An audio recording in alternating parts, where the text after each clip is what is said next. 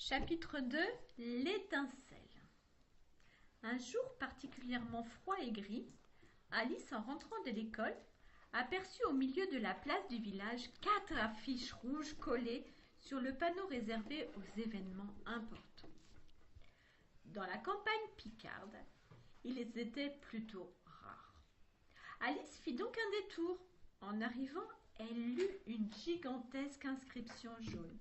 Venez assister au fantastique spectacle du cirque Raider, représentation unique, Amiens, qui figurait sous le dessin d'un clown tout de bleu vêtu.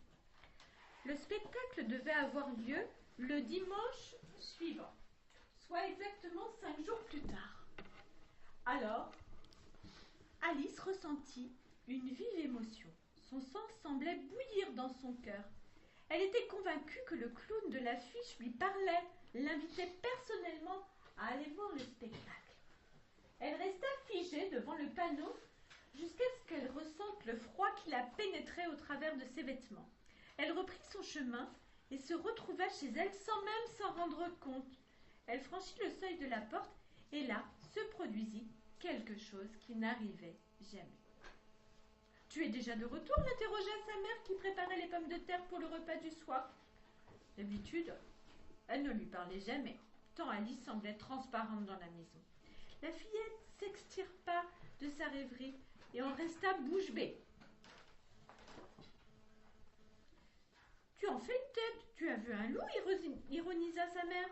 « Non, je veux aller au cirque dimanche à Amiens » répondit Alice d'une voix tranchante qu'elle n'avait jamais utilisée.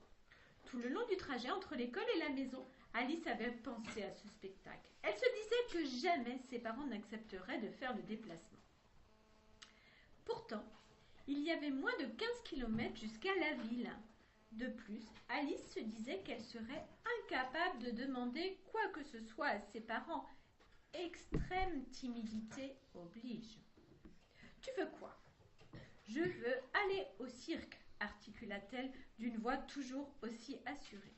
« Sais-tu combien ça coûte ? Et puis Amiens, c'est loin. »« Ma sœur y vit bien.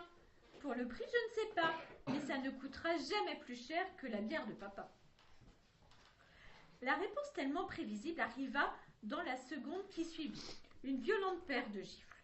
« Ton père, c'est lui qui rapporte l'argent à la maison. Alors, il en fait ce qu'il veut. » La conversation, pourtant bien brève, était déjà close. Alice sortit de la cuisine et monta à l'étage où se trouvait sa chambre. Un minuscule réduit, sombre de 2 mètres sur 2, où s'étalait un petit lit avec une bougie à sa tête. Au pied, une planche et 2 tréteaux servaient de bureau.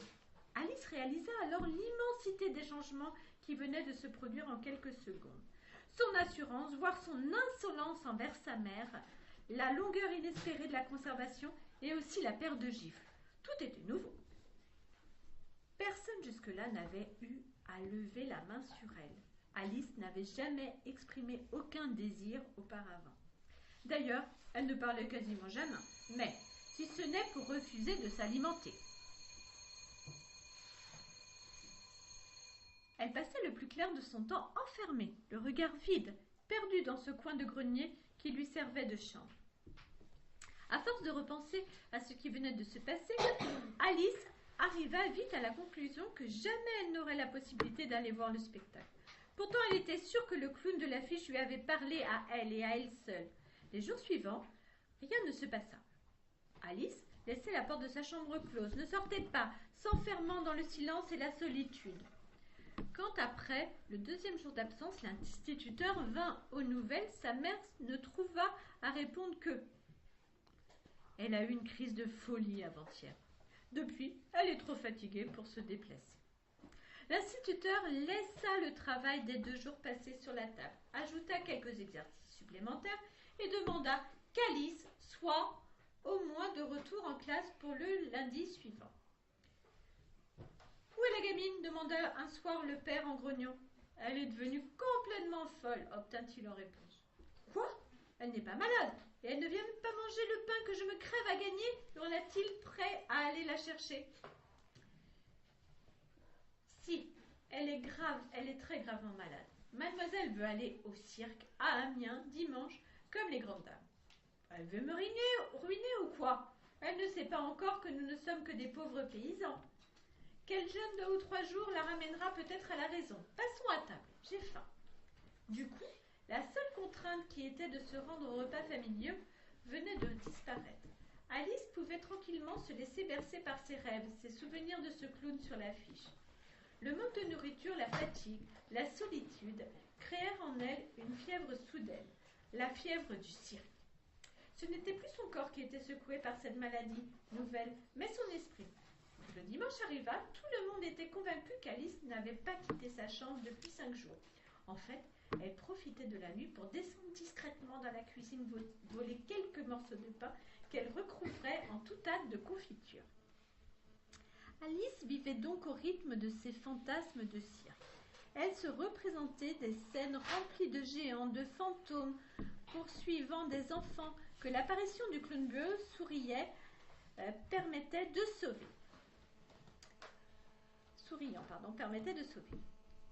Comment aurait-elle pu imaginer un vrai cirque? Personne ne lui en avait jamais parlé, ni à la maison, où il n'y avait ni livre ni journal. Ces trucs la rend fou, affirmait le père quand il avait dépassé la quantité habituelle de bière. Ni à l'école.